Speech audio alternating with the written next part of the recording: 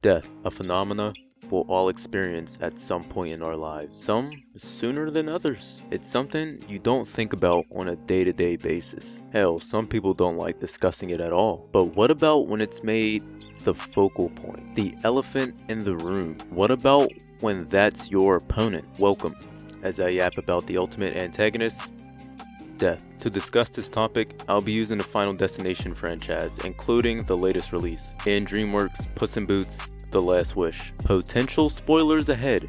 You have been warned. The Final Destination franchise, death typically plans a due date for you. Typically, it's catastrophic, but if you happen to escape said date, congrats, you've pissed death off, and now he'll make your exit as creative and excruciating as possible. The Last Wish, death is embodied as a bounty hunting wolf, coming to Puss personally to collect his soul after wasting 8 lives. See, I like the Final Destination franchise and The Last Wish because I felt it represented the immortal snail theory. Let me break it down. You're given a fortune and become immortal, but there's a snail that's created. If it touches you, you're exiting. This snail is immortal and cannot be destroyed or trapped, and is constantly on the lookout for you. You probably laugh and keep moving. It's a snail, right? Yeah, if it touches me, I'm done for. But as long as I keep moving and remain aware, I'm good, is what you're probably thinking. Well, Puss thought the same thing until he wasted 8 different lives, until that snail caught up to him on his final life. After watching Bloodlines, we know death operates in a similar way. Due to Iris stopping the tower collapse of 1968,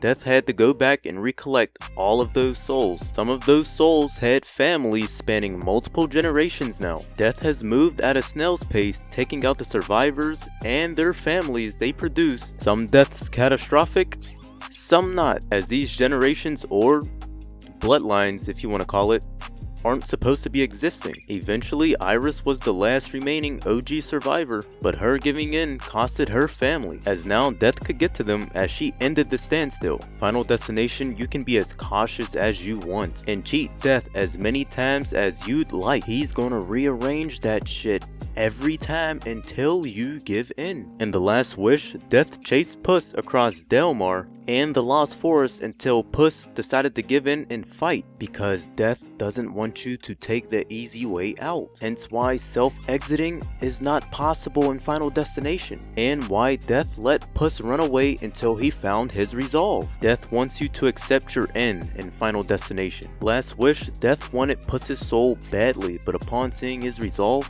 he decided to back off. That's what makes death such a great villain though. You don't know when it's coming, but it's gotta happen. It's a phenomena that can take form in whatever it chooses. It's so funny though, nobody gives life shit. Life gets nothing but praise and thanks. But as soon as death comes along, he's the bad guy. Everyone's upset and or afraid, but you can't have one without the other. The Final Destination series is literally death fixing reality altering events. Pretty fucking rogue if you ask me. Last Wish, sure, you can say death was headhunting Puss, but can you really blame him? You have a loophole to a mega extended life and you wasted it within 30 fucking years. Each death more embarrassing than the next. Yes, this beef is very much personal now, but let me know what y'all think about the immortal snail theory in the 2 franchises, or maybe other franchises you think share this theory. You think a DreamWorks movie